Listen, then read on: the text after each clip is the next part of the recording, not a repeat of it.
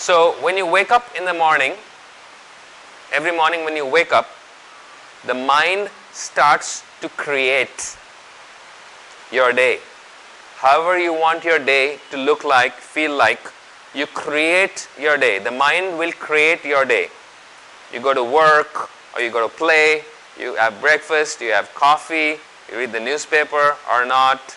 That's the creation of your day based on your habitual thinking patterns.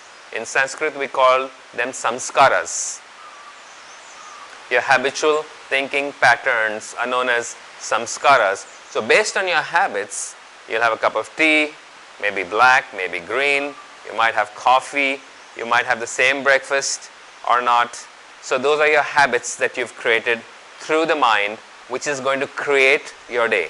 That creation, that creational aspect of our existence is known as Brahma, or the aspect of Om.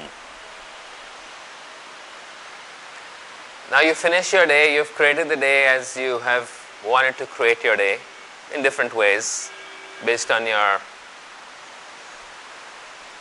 professional life, your business, or if you're an artist, a musician, you will create your day in different ways. Now you finish your day and you're going to sleep in the night. So when you sleep in the night, you have two aspects of the mind. So whatever kinds of dreams you're having, which again are based on your samskaras that you have gathered in the waking state. So when you're awake, whatever experiences you're having in the waking state, not only of that day but all your entire life, the samskaras, the experiences that you have will be your dreams mixed with your creative mind, which is your imagination. So your dreams will take your samskaras and your imagination, mix the two together, and those will become your dreams.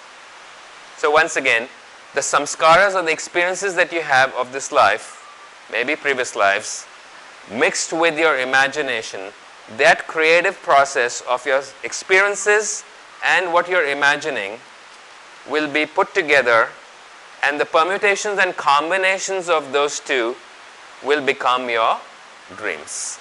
That is called the swapna, or the dreaming state of the mind.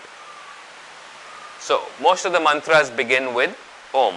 So regular chanting of your mantra will purify the mind.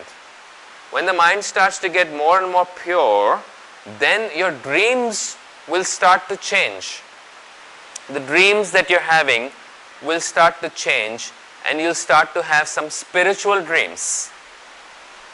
When I say spiritual dreams, you will start to connect to your higher self.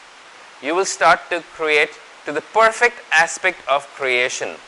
So universal creation is absolutely perfect. What is imperfect is our human mind, because our human mind is filled with a certain amount of darkness, a certain amount of ignorance. When that darkness starts to be removed, when that ignorance starts to be removed through the practice of our mantra, then we will start to connect with the perfect aspect of creation, which is our higher self. So the higher self is always a part of us. We have just lost connection with our higher self due to the ignorance, the darkness, the samskaras that we have in our mind. So in Sanskrit, the dreamless sleep state is called sushupti. Sushupti. The sushupti is the state of the mind where the mind is completely empty. It's completely blank. There's no dreams. So sometimes you have a very deep sleep and you don't know whether you exist or you don't exist. Mind is completely blank. You don't know whether you're alive or you're dead because you don't know that you exist. That state of complete emptiness is the sushupti, or the dreamless state of the mind, which relates to the ma aspect of creation. The mind creates the false idea of reality based on our ignorance. the mind is filled with ignorance, or in Sanskrit the word is called avidya. Because of our avidya or our ignorance, we think that the reality that we are experiencing through the mind, the consciousness that we are experiencing, is real. That is the ignorance or the avidya, which is represented by the word maya, or the illusion of our existence. So as the mind gets more pure through the chanting of Om, then we will start to connect to our higher self, which is also the cosmic mind, which is the unmanifested reality of Brahman. The cosmic mind of Brahman, through our higher self, is giving us knowledge of our true self, our authentic self, which is beyond the mind. The Bindu state, the transcendental state of experience, has certain different names in different traditions. In the Buddhist tradition they call it nirvana. In the yoga tradition they call it moksha or samadhi or turiya, and otherwise it's simply known as enlightenment. So all these states are synonymous words: nirvana, moksha, samadhi, enlightenment, or turiya. And that is the state of transcendence or bindu, where the mind has completely burnt all the samskaras. So in the Yoga Sutras, Maharishi Patanjali says, constant repetition of Om will lead to samadhi. Constant repetition of Om will lead to samadhi. So we have to experience this for ourselves.